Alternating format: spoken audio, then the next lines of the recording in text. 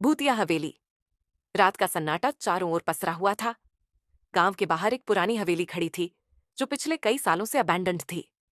लोग कहते थे कि हवेली में रात को अजीब अजीब आवाजें आती हैं। कुछ कहते थे कि हवेली में एक भूत रहता है, जो रात के समय निकलता है।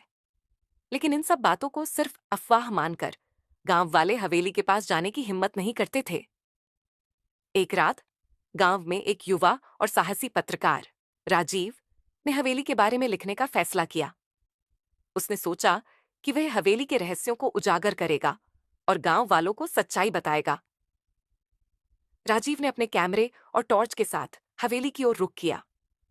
हवेली की खिड़कियों और दरवाजों में दरारें और जाले थे, और हवेली की दीवारें घने अंधकार में खोई हुई थीं। राजीव ने हवेली के अंदर कदम रखा। उसकी सांसें उखड़ रही थीं, लेकिन उसने हिम्मत बनाए रखी। हवेली के भीतर हर कदम पर उसकी नजरें चुपचाप घूम रही थीं। अंधेरे में उसकी टॉर्च की रोशनी में हर कोना भयावह नजर आ रहा था। अचानक उसके कानों में एक धीमी धीमी खांसने की आवाज आई। राजीव ने जल्दी से अपनी टॉर्च की रोशनी उस दिशा में डाली, लेकिन वहां कुछ नहीं था। फिर एक तेज ठंडी हवा का झोंका आया, जिससे हवेली के दरवाजे खुद खुद बंद हो गए। राजीव का दिल तेजी से धड़कने लगा।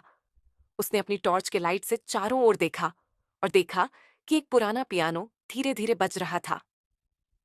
पियानो के कीज अपने आप हिल रहे थे, लेकिन कोई भी वहां नहीं था। राजीव ने पियानो की ओर बढ़ते हुए देखा कि उसके चारों ओर काले धब्बे और फटे पड़े हुए दुपट्टे लटके हुए थे। अचानक पियानो की ध्वनि बंद हो गई और हवेली में अजीब खामोशी छा गई। फिर एक भीषण ठंडी सांस ने राजीव को महसूस कराया कि उसके पीछे कुछ है। उसने पलट कर देखा और उसकी आंखें डर से खुली की खुली रह गईं। हवेली के एक कोने में एक काले धुंधले आकृति में एक महिला खड़ी थी, जिसका चेहरा पूरी तरह से विकृत और डरावना था। उसकी आंखें लाल और चमकदार थीं, और उसके बाल हवा में लहराते हुए लग रहे थे। उसकी छाया धीरे धीरे राजीव की ओर बढ़ रही थी। राजीव की सांसें रुक गईं और उसके शरीर में खून जम गया। उसने भागने की कोशिश की, लेकिन हवेली के दरवाजे फिर से बंद हो चुके थे। उसकी चिल्लाहट हवेली की दीवारों से टकरा रही थी, लेकिन कोई मदद के लिए नहीं आ रहा था। अचानक महिला की भयानक हंसी पूरे हवेली में गूंजने लगी। उसकी हंसी इतनी तेज थी कि राजीव के कानों में गूंजने लगी। उसकी आंखें और दिल दोनों ठंडे हो गए।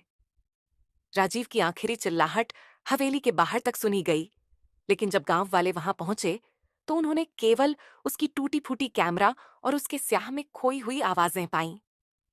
हवेली अब और भी डरावनी हो गई, और किसी ने उसकी ओर जाने की हिम्मत नहीं की।